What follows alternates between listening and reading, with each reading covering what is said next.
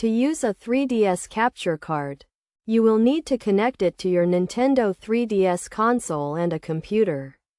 First, ensure you have the necessary equipment, including the 3DS capture card, a Nintendo 3DS, a computer, and the required cables, usually an HDMI or AV cable and a USB cable. Begin by connecting the capture card to your 3DS console.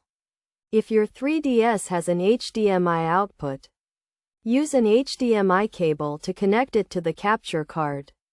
If not, you may need to use an AV cable, depending on the type of capture card you have. Next, connect the other end of the HDMI or AV cable to the capture card.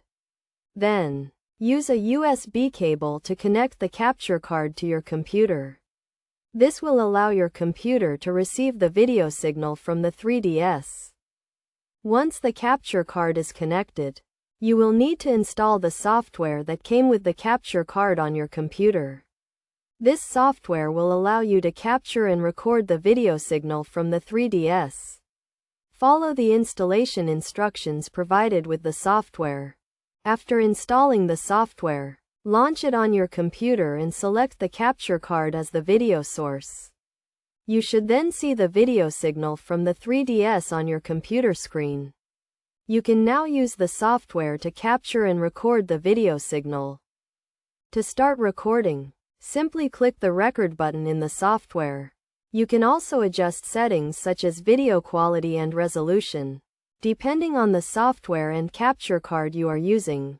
When you are finished recording, click the stop button and the video will be saved to your computer. You can then edit and share the video as needed. It is essential to note that some 3DS models may not have an HDMI output, and you may need to use a different type of capture card or a video converter to connect it to your computer. Always check the compatibility of the capture card with your 3DS model before purchasing.